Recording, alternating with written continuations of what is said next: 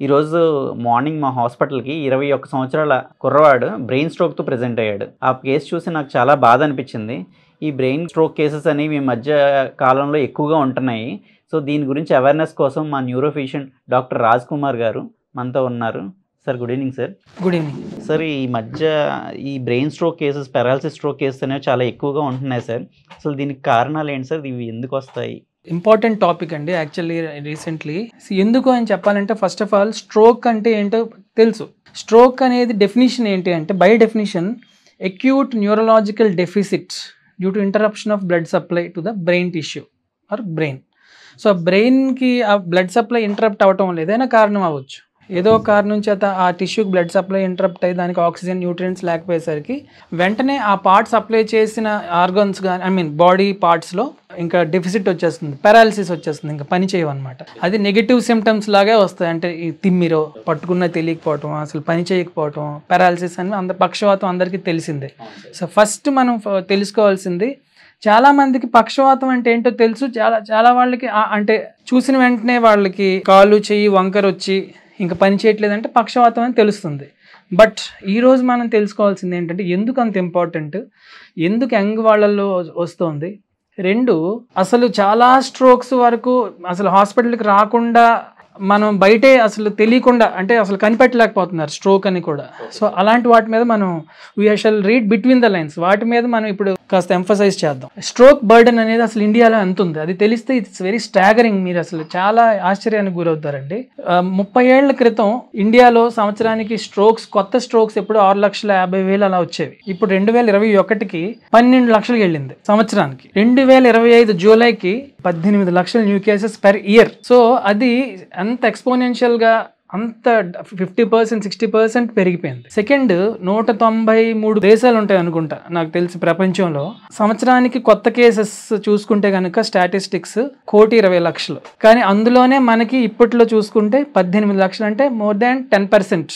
మనది 195 కంట్రీస్లో 10% మనకి స్ట్రోక్ బర్డెన్ ఉంది. సో మీకు అర్థం చేసుకోండి స్ట్రోక్ అనేది ఏ రకంగా పెరుగుతుంది అనేది మీరు ఆలోచించాలి. ఫస్ట్ ఆఫ్ ఆల్ స్ట్రోక్ అనేది ఏ ఏజ్ గ్రూప్లోనైనా రావచ్చండి.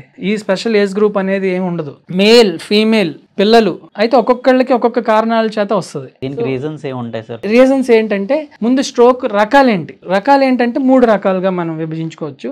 ఒకటి ఇస్కీమిక్ స్ట్రోక్ అంటాం. ఇస్కీమిక్ స్ట్రోక్ అంటే ఏంటంటే బ్రెయిన్ టిష్యూకి బ్లడ్ సప్లై కట్ అయిపోతే వెంటనే ఆ ఏ పార్ట్ అయితే బ్లడ్ సప్లై వెళ్తుందో ఆ పార్ట్ ఇంక పనిచేయదు. సో ఆ ప్లేస్లో కాళ్ళు చేయి ఉందనుకోండి, కాళ్ళుకి చేయి పనిచేయదు. ఆ ప్లేస్లో చూపు ఉందనుకోండి, చూపు పనిచేయదు. ఆ ప్లేస్లో మాట ఉందనుకోండి, మాట రాదు. ఆ ప్లేస్లో బ్యాలెన్సింగ్ ఉందనుకోండి, బ్యాలెన్సింగ్ రాదు. ఇది యాక్చువల్గా మనకి ఆగిపోతాయి. రెండోది, బీపీ ఎక్కువయ్యో లేదంటే వాళ్ళ జెనెటిక్గా కొన్ని రక్తనాళాల ప్రాబ్లమ్స్ వల్ల కొన్నిసార్లు బ్లడ్ చిట్లిపోతుంది. బ్లడ్ అంతా రక్తస్రావం అయిపోతుంది అనమాట లోపల బ్రెయిన్లో. సో అందులో 2 రకాలు ఉంటాయి, బ్రెయిన్ లోపల, బ్రెయిన్ బయట. ఆ 2 రకాలు కూడా ఠక్ అని ఒక్కసారి కోమాలా వస్తారు పేషెంట్, తలనొప్పి, డ్రౌజీనెస్. ఇంకోటి జస్ట్ సడన్ గా ఒక వీక్నెస్ లా వస్తారు బ్రెయిన్ లోపల, దాన్ని ఇంట్రాసెరిబ్రల్ హెమరేజ్ అంటారు. ఇంకోటి సబ్ అరెక్నాయిడ్ హెమరేజ్. ఈ 2 కూడా సైజ్ బట్టి, సబ్ అరెక్నాయిడ్ ఈజ్ వెరీ డెడ్లీ.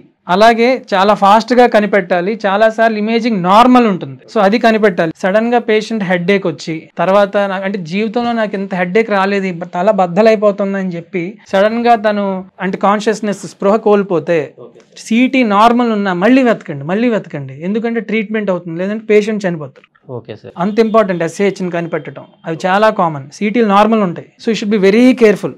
అలాగే బ్లడ్ కనిపిస్తుందంటే దానికి చాలా జాగ్రత్తగా బీపీ తగ్గించుకుంటూ ట్రీట్ చేయాలి. అయితే ఒక రకం ఇస్కీమిక్ అనుకున్నాం, రెండో రకం బ్లడ్ అనుకున్నాం, మూడోది టీఐఏ ఏంటంటే ట్రాన్సియంట్ ఇస్కీమిక్ అటాక్. అంటే ఏంటంటే ఒక వీక్నెస్ కానీ లేదంటే ఒక పార్ట్ ఆఫ్ ద బ్రెయిన్ పనిచేయటం, అది ట్రాన్సియంట్గా టెంపరరీ, అది ఒక వార్నింగ్ సైన్ అనమాట. ఓకే. సో అది ఒక పొద్దున్న లేస్తారు, కాసేపు చేత్తో ఏదైనా పట్టుకోవడానికి అవ్వదు, తిమ్మిరి వచ్చేస్తుంది. ఏంటి తిమ్మిరి వచ్చింది, నేను అదేం పట్టుకోలేకపోతున్నానే అని అనిపించే లోపు వాళ్ళు అలారం అవుతారు. కరెక్ట్గా 1 గంట 2 గంటల్లో 5 hours మళ్ళీ ఇంప్రూవ్ అయిపోతుంది. సో దాన్ని ట్రాన్సియంట్ ఇస్కీమిక్ అటాక్ అంటాము. అయితే అది it's a warning sign. So ఈ 3 రకాలుగా మనం అనుకుంటాం. Coming to risk factors. ఎందుకు వస్తుంది అంటే దాదాపుగా కామన్గా తీసుకుందాం. కామన్ గా ఇస్కెమిక్ స్ట్రోక్ అంటే బ్లడ్ బ్లాక్ అయ్యే రిస్క్ ఫ్యాక్టర్ ఎక్కువగా చూస్తున్నాం ఈ మధ్య. ఎందుకు వస్తుంది? రిస్క్ ఫ్యాక్టర్స్ ఏంటి అంటే అందరికీ తెలిసింది diabetes, uncontrolled hyper tension, cholesterol, అది అందరికీ తెలిసినవే. బట్ తెలియనివి ఏంటి అంటే 40 ఏళ్ళు దాటితే రిస్క్ పెరుగుతుంది. సో రీసెంట్ గైడ్ లైన్స్ లో more than 40 years stroke risk, then obesity, then sedentary lifestyle and inactivity. అంటే ఎట్లాగా మ్యాటర్ ఆఫ్ ఫ్యాక్ట్ చెప్పాలంటే డాక్టర్స్, సాఫ్ట్వేర్ ఇంజనీర్స్ ఎవరు చైర్కి పరిమితం అయ్యి వ్యాయామం ఏమీ లేకుండా, ఫిజికల్ యాక్టివిటీస్ లేకుండా అట్లాగా కొనసాగిస్తున్నారు, దే ఆర్ ఎట్ రిస్క్. దాన్ని సెడెంటరీ లైఫ్ స్టైల్ లాగానే తీసుకోవాలి. సో అది కూడా రిస్క్ ఫ్యాక్టర్. సెకండ్, అప్పుడే డెలివరీ అయిన ప్యూర్పీరియం అంటే లేడీస్, అది కూడా రిస్క్ ఫ్యాక్టర్ ఉంటుంది 3 months వరకు. బాగా ఎనీమియా ఉండి రక్తహీనత ఉన్న స్ట్రోక్ రిస్క్ ఉంటుంది. తర్వాత హార్ట్ ప్రాబ్లమ్స్, ఎవరికో హార్ట్ అటాక్ వచ్చింది, లేదా వాళ్ళకి హార్ట్ కొట్టుకోవడంలో తేడాలు ఉంటాయి, అది కూడా స్ట్రోక్ వచ్చే ఒక రిస్క్. డ్రగ్ అబ్యూజ్ అంటారా? డ్రగ్ అబ్యూజ్ అనేది అంత కామన్ గా మనం this part of the Andhra Pradesh చూడటం. సో ఆ రిస్క్ ఫ్యాక్టర్ అనేది పక్కన పెట్టుకుంటే, అంటే కొకైన్ అవి తీసుకుంటే కనుక చాలా ఇంటెన్స్ గా వెజల్స్ స్పాజమ్ అయిపోయి స్ట్రోక్ వచ్చేస్తుంది. బట్ అది very rare this part of the Andhra Pradesh. కాబట్టి మెయిన్ రిస్క్ ఫ్యాక్టర్స్ ఇందాక చెప్పుకున్నాం. నౌ బ్లీడ్ అంటే బ్రెయిన్ లో బ్లీడ్ అవడానికి రిస్క్ ఫ్యాక్టర్స్ ఏంటి? అన్కంట్రోల్డ్ హైపర్ టెన్షన్, ఆల్కహాల్, తర్వాత బ్లడ్ వెజల్ ప్రాబ్లమ్స్ అన్నాం. బ్లడ్ వెజల్ ప్రాబ్లమ్స్ అంటే కొన్నిసార్లు బ్లడ్ వెజల్ గొట్టంలా ఉండదు, గొట్టంలా ఉంటూ దానికి ఒక వైపు ఒక బుడగలాగా వచ్చేస్తుంది, బెలూన్ లాగా. ఆ బెలూన్ ఉంటుంది సడన్ గా ఎప్పుడో బీపీ పెరిగితే ఫట్ మనది చిట్లిపోయి వచ్చేస్తుంది. దాన్ని సబ్అరక్నాయిడ్ హెమరేజ్ అంటారు. బ్లడ్ వెజల్లో ప్రాబ్లమ్స్ ఉన్న, ఎన్యూరిజమ్స్ ఉన్న, హైపర్ టెన్షన్ ఉన్న, ఆల్కహాల్ ఉన్న, మళ్ళీ సేమ్ కొలెస్ట్రాల్ ప్రాబ్లమ్స్ ఉన్న బ్లీడింగ్ వస్తుంది బ్రెయిన్ లో. సో ఇందాక మనం చెప్పుకున్నట్టు సిమ్టమ్స్, సో మేము టైప్స్ చెప్పుకున్నాము, రిస్క్ ఫ్యాక్టర్స్ చెప్పుకున్నాం. ఇప్పుడున్న పిల్లల్లో, యంగ్ వాళ్ళల్లో ఎందుకు వస్తుందంటే డ్రగ్ అబ్యూస్ అవ్వచ్చు, వీ డోంట్ నో, మనకి ఎక్కడ తెలియట్లేదు. Second, intense amount of stress, అదంతా ఎక్కువ ఇప్పుడున్న కాలంలో. అసలు ఫిజికల్ యాక్టివిటీ అబ్సల్యూట్లీ లేదు. సో అది దాని మీద కొంచెం మనం ఇది పెట్టాలి. ఎందుకంటే డయాబెటీస్ చాలా తక్కువ ఏజ్లోనే వస్తుంది. ఎందుకు వస్తుంది? సో ఈ రిస్క్ ఫ్యాక్టర్స్ని తగ్గించుకుంటే డెఫినెట్లీ మనకి మళ్ళీ ఇన్సిడెంట్స్ని తగ్గించవచ్చు. బట్ అలార్మింగ్ రేట్లో పెరుగుతుంది. 2, సిమ్టమ్స్, ఇది చాలా ఇంపార్టెంట్.